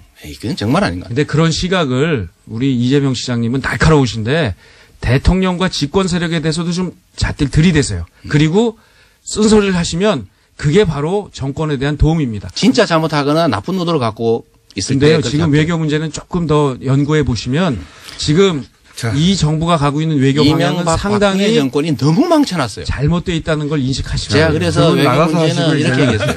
진짜 거미줄에 걸린 나방 같은 시세인데 그 빠져나가려고 바둥바둥하는 거를 산불 같은 거는 그거를 정말 그 빠뜨려 놓은 사람들이 그렇게 비난하지 않아요. 아마추어적으로 저기 하겠다고 하셨는데 이건 진짜 한국 외교의 참사입니다. 저는 산불 정책은요. 프로의 그 자, 마이크 끕니다, 이제.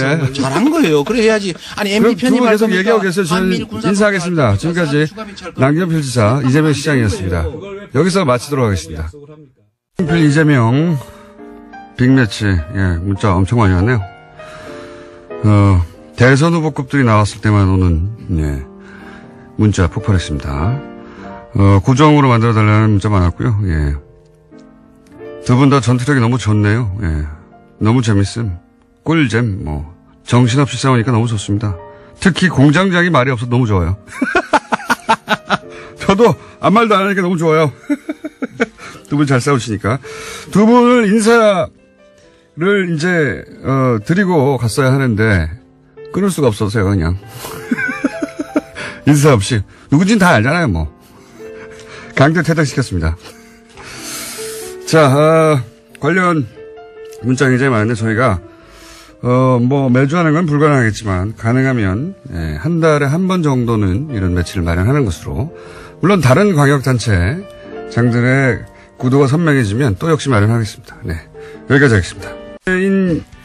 방중 홀대론, 혼밥론. 기사 한번 검색해 보시면 엄청나게 많은 분량의 기사가 있습니다. 중국 홀대, 문재인 혼밥, 포털에 검색해 보시면 엄청나게 많은 기사가 논란 중, 홀대 당해, 등등등. 종편에서는 지금도 그 얘기를 하고 있고요. 과연 그런지 저희가 어제부터 짚어보고 있는데, 이번에는 중국에서 활동하는 전문가, 중국 동아대의 우수근 교수님 직접 수대 모시고 얘기 좀 나눠보겠습니다. 안녕하십니까? 네, 안녕하십니까? 중국 동아대에서 어떤 과목을 하셨습니까? 저는 국제관계라든가 한중일 비교 같은 과목을 2005년부터 살고 있습니다. 이미 2005년부터.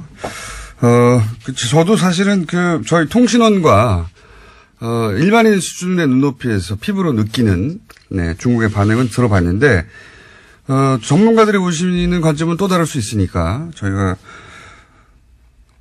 중국에 계시는, 한국인 전문가로 저희가 모셨습니다. 자, 굉장히 많은 얘기가 있는데 그 전에 요 얘기부터 잠깐 해야 될 것 같아요. 홀대론 얘기 막 나올 때 너무 답답하셔서 사실은 어떤 매체하고 사전 인터뷰를 했는데 시간 관계상 그 인터뷰가 대부분의 이 홀대론에 대한 반박이었는데 그게 아예 통면집되고 안 나간 경우가 있었다고요? 지금 국내 미디어 분위기를 얘기하는 겁니다. 맞습니다. 정말 시간 조절 때문에 어쩔 수 없이 그때는 녹음 방송을 했는데요. 근데 두 앵커분이 너무 편파적이고 말도 안 되는 정말 그야말로 각주국어입니다. 현실에 맞지 않는 고리타분한 옛날 얘기만 하고 이미 답은 정해놓은 듯한. 그래서 그것이 아니다. 우린 자유민주 국가이다. 양쪽의 의견, 양쪽의 입장도 들어보고 판단하는 게 낫지 않겠냐면서 조목조목 그분들이 모르는 것을 들려줬어요. 예를 들어서 홀대론이라고 몰아가는 것에 대해서 그거 잘못 알고 있는 거다 이렇게 해명해 주셨는데. 그렇죠. 그래서 10여 분 동안 녹음을 다 마쳤는데 그 녹음 과정에서 남자 앵커분이 그럼 이건 어떠냐 이렇습니다.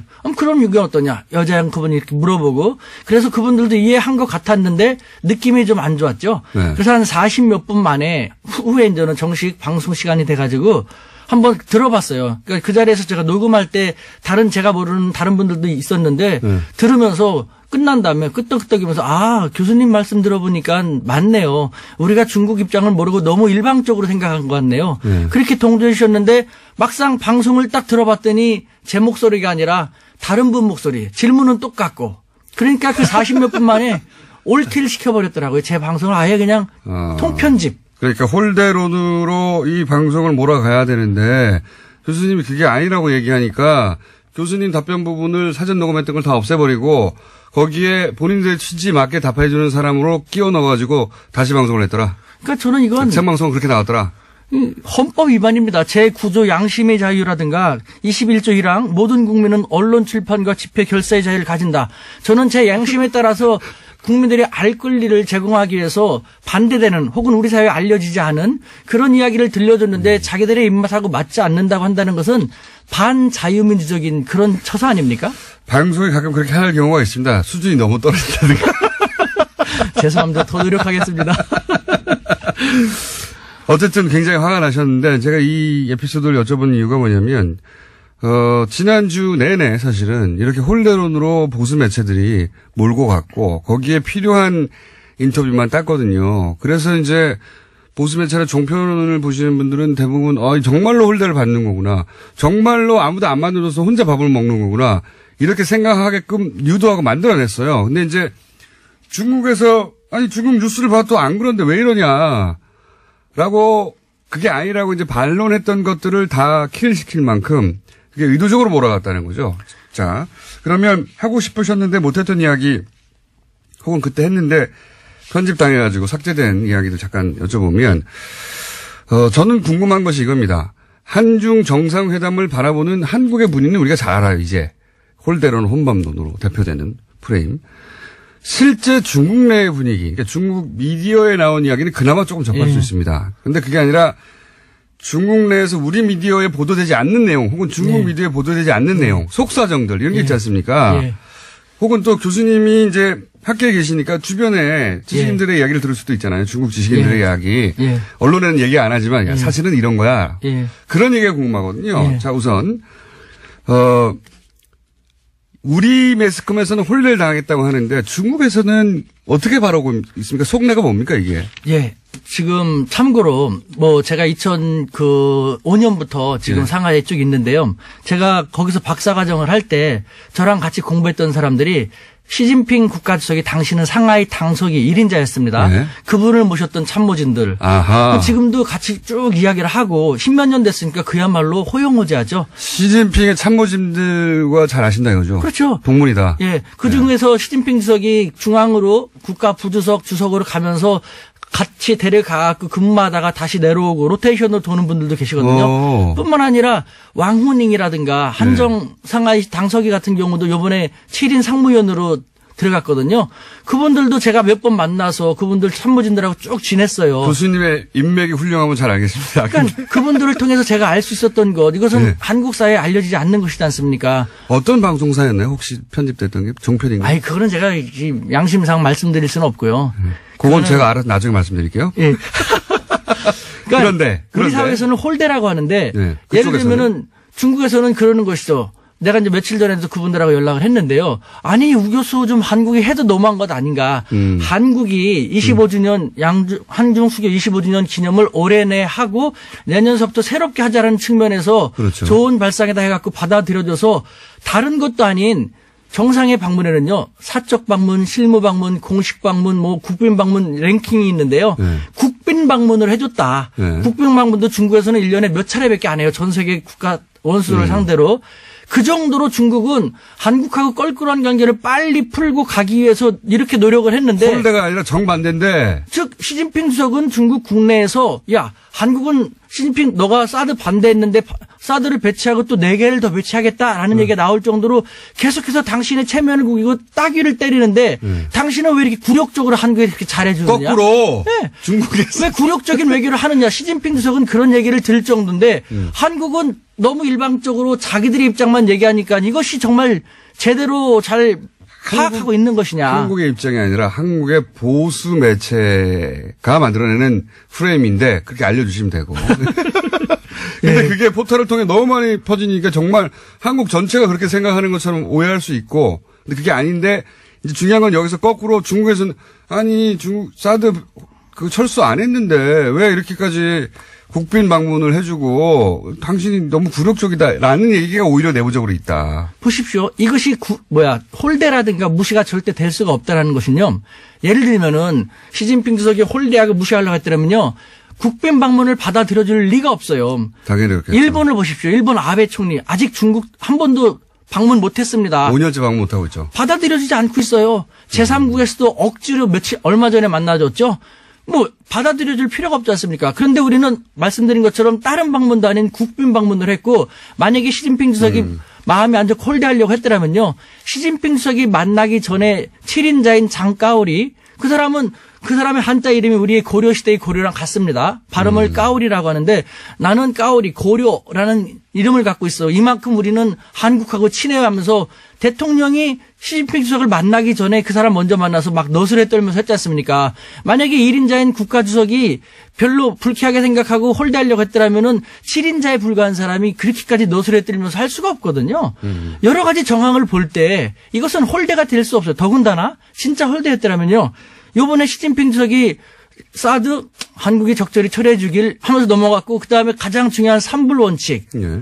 3불 원칙 같은 건 전혀 언급도 안 했지 않습니까? 언급도 안 했죠, 아예. 예. 그다음에 2인자, 3인자도 되게 좋게 반응을 보였고 되게 우호적으로 대해줬고 어떤 거 하나를 보더라도 홀대하고가 거리가 먼데. 혼밥은요? 혼밥. 혼밥 같은 거 보십시오. 네. 우리가 이제 너무 일방적으로 생각하는데 중국이 지금 한국하고 사이가 안 좋지 않습니까? 네. 그런데 말씀드린 것처럼 국빈 방문으로 초대해줬어요. 그리고 그때마다 시진핑 주석이 다 찾아가서 아니면 2인자, 3인자가 찾아서 식사하고 그러면요. 중국 국내의 민심을 보십시오. 시진핑 주석을 바라볼 정적도 많습니다. 절대 권력을 지는 과정 속에서 상당히 많은 적을 만들었으니까요. 민심도 안 좋거든요. 사드를 배치해갖고 중국이 위험하게 됐다라는. 예. 그런데 어떻게 몇 끼니 다 할 수 있습니까? 어느 정도 기본적인 중국의 메시지. 우리는 당신들을 국빈 방문으로 초청을 합니다. 받아들입니다. 그것은 개선하고 싶다는 것입니다. 그렇게 해주면서 지켜보는 것이죠. 중국 국내 민심도 의식을 하면서 어떻게 몇 끼니 다 그렇게 할 수 있습니까? 이게 너무 일방적인 우리의 요구인 것이죠. 비현실적인. 그러면 실제 이 식당을 선민식당을 방문한 것이 중국 일반에 미친 영향은 뭡니까, 보시기에? 그것은 아주 잘하신 거예요. 예를 들면요. 저는 요번에 대통령이 이미 방중하기 전에 예. 이번 방중은 상당히 결실이 있겠다라는 생각이 들었는데요. CCTV 인터뷰했지 않습니까? 방중하기 전에. 중국에. 그런데 그걸 갖다 우리는 악마적인 편집을 했다는데 그만큼 너무 자의적으로 해석하는 것인데요. CCTV에서 대통령은 우리는 3불 원칙 우리 기존 입장을 견제하겠다. 바뀐 거 하나도 없거든요. 네. 그것만 얘기했어요. 근데 중국이 바랬던 것은 중국이 이번에 문재인 대통령의 입에서 확인하고 싶었던 것은 딱 하나였습니다. 중국 사람들은 그런 얘기예요. 이번에 중국 당국자들도 중국 같은 나라는 최고 1인자가 생각하는 정치적인 장애물만 해결이 되면은 나머지는 일사천리로 해결된다라는 얘기를 이번에 들려줬거든요. 시진핑 주석이 가장 껄끄럽게 생각하는 정치적 장애물은 3불 원칙을 한국이 취소하거나 철회하는 것이었거든요. 네. 그것만 견제하겠다가만 해주면은 좋다. 네. 그러면은 평창 동계올림픽에 북한이 도발하지 않는 한 자신도 참가할 용의가 있다라는 식으로 저한테 이제 들려줬거든요. 네. 그런데 이번에 중국 방중하기 전에 우리는 3불 원칙을 견제하겠다고 했지 않습니까? 그래서 네. 이건 분위기 좋다. 네. 그다음에 방중한 날 노영민 대사가 관례적으로는 대통령을 영접해야 되는데 남경 그것이 바로 중국의 정서에 어필하는 감성 외교의 시동이었거든요. 게다가 대통령이 서민행보를 했지 않습니까? 중국인들이 좋아하는 중국 권력자들은 일반적으로 그렇게 안 하거든요. 그러니까 중국인들이 정말 새롭게 할까 좋아할 수 있는 일을 기획해서 했단 말입니다. 이렇게 잘한 걸 가지고 그걸 갖다가 혼밥 먹었네 무시당했네 그렇게 말하는 사람들은요. 중국을 그만큼 모르기 때문에 그런 외교를 할 수가 없고 그런 외교를 할 수 없기 때문에 이렇게 일그러지게 만든 것이죠. 잘한 걸 갖다가 오히려 이렇게 말한다는 것이. 너무 짧은 시간에 어떻게 핵심을 요약해가지고 흥분한 채로 그것도. 지금 머리가 벌써 뜨거워졌어요, 저는요.